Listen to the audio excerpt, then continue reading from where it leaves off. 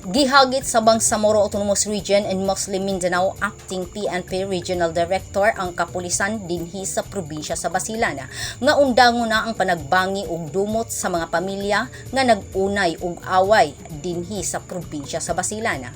Matud ni BARM PNP Acting Police Regional Director Brigadier General John Goygoyon, panahon na nga resolbahon sa PNP ang away sa mga pamilya nga sagad mo resulta sa rido.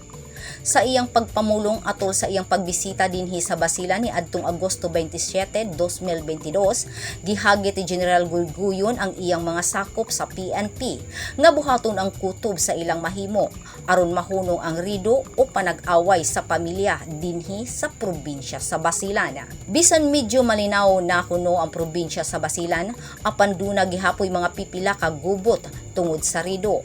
Maong kinahanglan kuno nga pakusgon ang ilang mga paningkamot sa seguridad ni ining maong probinsya ug isiguro nga ang mga tawo nga nalambigit sa mga kriminal nga kalihukan manubagayod sa ilang mga buhat. Matud pa ni Brigadier General Goygoyon nga ang yawi mao ang pagpanubag sa mga tawo nga nalambigit sa bisan unsang krimen. Nagpasalamat usab siya sa mga local government unit, particular na sa barangay level sa ilang padayon nga suporta ug kooperasyon sa kapulisan. Dugang pa ni Brigadier General Goygoyon nga kinahanglan gayud nila ang suporta sa mga local LGUs tungod kay dili nila mahimo ang mag-inusara kung wala ang suporta sa lokal nga kagamhanan. Iya usab nga gipasabot ngadto sa PNP sa Basilan nga bisan unsa kagamay ang ilang kontribusyon sa pagpaningkamot sa kalinaw, dako na kini og tabang ngadto sa katawhan.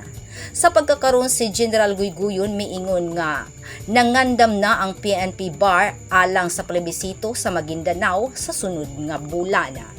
Grace Alcunaba, Newsline Philippines, Basilan Province. Stay safe.